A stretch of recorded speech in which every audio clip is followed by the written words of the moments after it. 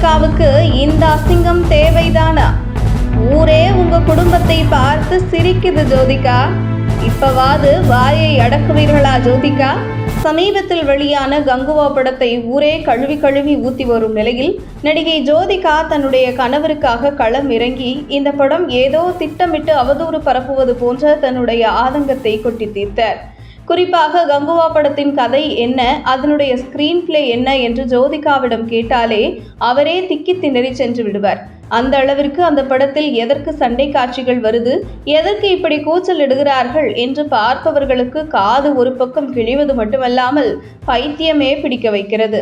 அப்படி இந்த படத்தை மிகுந்த எதிர்பார்ப்புடன் சென்று பார்த்தவர்கள் பாதிப்படைந்த நிலையில் நிச்சயமாக அந்த படத்தை விமர்சனம் செய்யத்தான் செய்வார்கள் என்பது ஜோதிகாவுக்கு தெரியாதா? அல்லது ஜோதிகா தன்னுடைய கணவர் நடித்த கங்குவா படத்தை இலவசமாகவா மக்களுக்கு திரையிட்டு காட்டினார்? மக்கள் அனைவரும் பணம் கொடுத்து படம் பார்க்க சென்றவர்கள். அந்த பணத்தை இழந்தது மட்டுமல்லாமல் 2.5 மணி நேரத்தையும் இழந்த கோபம் நிச்சயம் அந்த படத்தின் விமர்சனம் மூலம் வெளிப்படத்தான் செய்யும். நடிகை ஜோதிகா கங்குவா படம் வெளியான பின்பு வருகின்ற விமர்சனத்திற்கு வரிந்து கட்டி கொண்டு களத்தில் இறங்கியுள்ளவர். கங்குவா படம் ரிலீஸ் ஆவதற்கு முன்பு குறிப்பாக இந்த படம் ஹிந்தியில் வெளியிடப்பட்டது. அப்படி இருக்கும்போது மும்பையில் இருந்து கொண்டே மும்பையில் நடந்த ப்ரொமோஷன் நிகழ்ச்சியில் கலந்து கொள்ளவில்லை ஜோதிகா. இது அவருடைய கணவருடைய படம். குறிப்பாக தன்னுடைய கணவரை தமிழ்நாட்டிலிருந்து மும்பைக்கு அழைத்து சென்று குடும்பத்துடன் குடியேறினதற்கு காரணமே ஹிந்தியில் தன்னுடைய கணவரை மிகப்பெரிய நடிகராக்க வேண்டும் என்பதற்காகத்தான் ஜோதிகா அழைத்து சென்றார். அப்படி இருக்கும்போது ஹிந்தியில் வெளியாகும் கங்குவா படத்திற்கு ஜோதிகா ஏன் ப்ரமோஷனில் கலந்து கொள்ளவில்லை?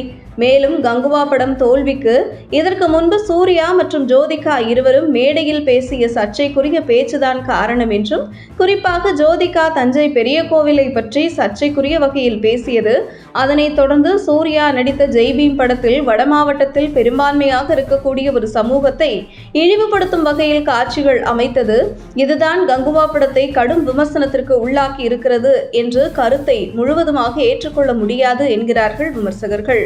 காரணம் முழுக்க முழுக்க ஒரு மொக்கை படம்தான் கங்குவா. இந்த படம் தோல்வியடைந்ததை இதற்கு முன்பு சூர்யா ஜோதிகா பேச்சுக்களாலும் செயல்களாலும் உணர்வு ரீதியாக பாதிக்கப்பட்ட மக்கள் கொண்டாடி வருகிறார்கள்.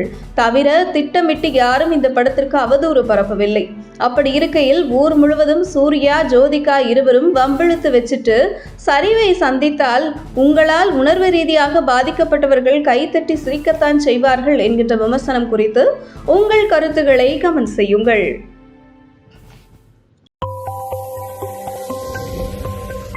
உங்கள் தின சேவல்.